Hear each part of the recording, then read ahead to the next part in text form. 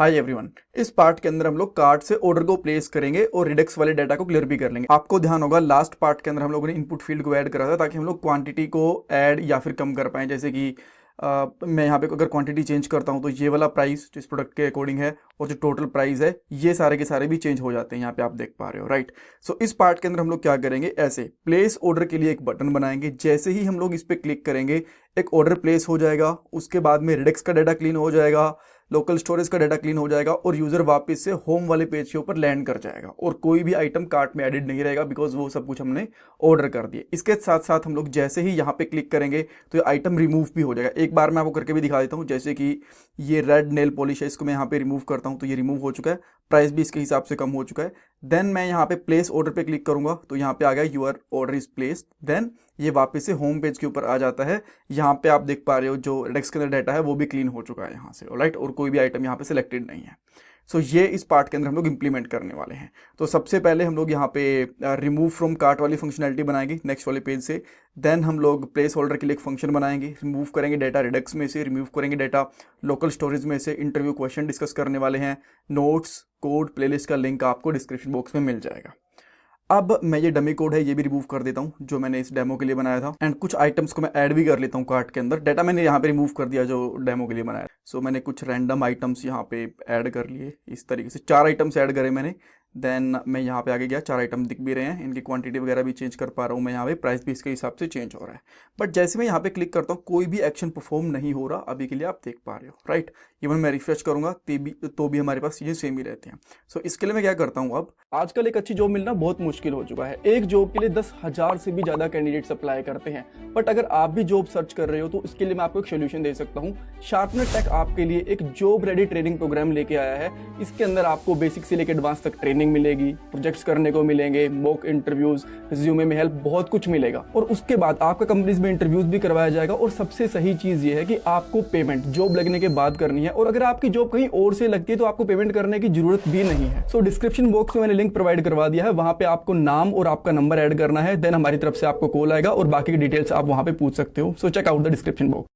अब हम लोग कोड पे चलते हैं और यहाँ पे कार्ट लिस्ट डॉट जेएस वाली फाइल को ओपन करूंगा। सबसे पहले हमें एक हुक की जरूरत है। एक बार कोड को फॉर्मेट भी कर लेता हूँ मैं, थोड़ा सा सही विजिबल होगा।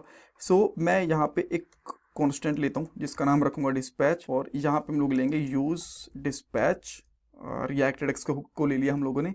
देन इसको आप लोग कॉल करोगे यहाँ से बटन से बेसिकली। सो मैं यहाँ पे करता हूँ ऑन क्लिक, एंड देन हम लोग यहाँ पे डिस्पैच वाले फंक्शन को यहाँ से कॉल करेंगे और इसके अंदर हम लोग यहाँ पे रिमूव आइटम स्लाइस वाले इस फंक्शन को कॉल कर देंगे, एंड इसके अंदर पास कर देंगे हम लोग आइटम इस तरीके से, ठीक है। बट अच्छा, यहाँ पे इसके साथ साथ मैं यहाँ पे इंस्पेक्ट एलिमेंट भी करूँगा।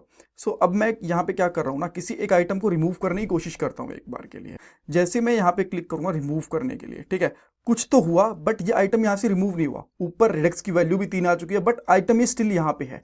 इवन अगर मैं रिफ्रेश कर दूँ तो यहाँ से गायब हो जाएगा। अब देख सकते हो। अब ऐसा क्यों हुआ, देखो ये आइटम रिमूव तो हो गया रिडक्स से, बट जो हमारे पास ये स्टेट है ना कार्ट आइटम वाली जिसको हम लोग यहाँ पे इटरेट कर रहे हैं, ये अपडेट नहीं हुई। अब इसके लिए आपको क्या करना पड़ेगा, यहाँ पे एक यूज इफेक्ट ले लो और इसके अंदर हम लोग इस तरीके से कॉल बैक फंक्शन लेंगे। जो हमारे पास यहाँ पे सेकंड पैरामीटर है इसकी डिपेंडेंसी है वो बना देता हूँ मैं सिंपली यहाँ पे कार्ट सेलेक्टर की इस तरीके से। एंड देन हम लोग यहाँ पे सेट कार्ट आइटम्स ये कर देंगे और इसके अंदर डाल देंगे कार्ट सेलेक्टर को, ठीक है। अब ये प्रॉपरली काम करेगा। तो अभी यहाँ पे 3 आइटम्स हैं, आप देख पा रहे हो।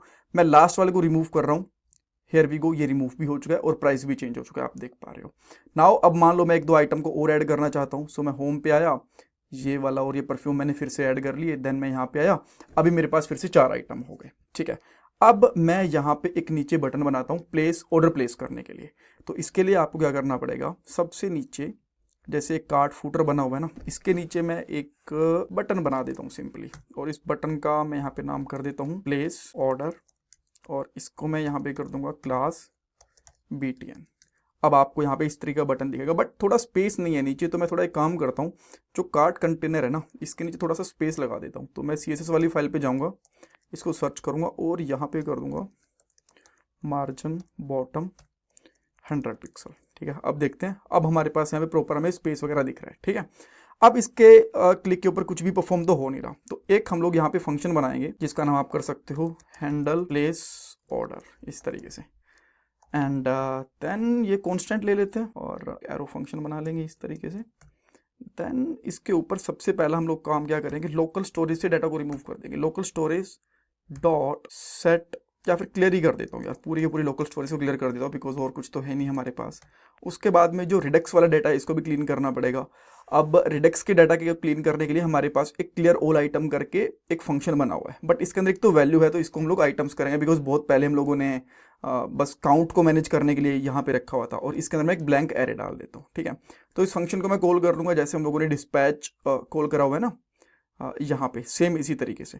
तो अब मैं इसके बाद में क्या करूँगा, डिस्पैच, और यहाँ पे कर देंगे क्लियर ऑल आइटम्स, और इसको डायरेक्टली ऐसे कॉल कर दोगे। ठीक है, अब इसके बाद इसको नेविगेट भी करवाना पड़ेगा। नेविगेट के लिए हमें एक और हुक चाहिए, तो मैं यहाँ पे कॉन्स्टेंट ले लेता हूँ, इसका नाम यहाँ पे रखता हूँ नेविगेट, और यहाँ पे करेंगे यूज़ नेविगेट। सो यहाँ पे आके हम लोग इस तरीके से यूज़ नेविगेट वाले फंक्शन को कॉल कर देंगे, और यहाँ पे इसको होम पे ले जाएंगे।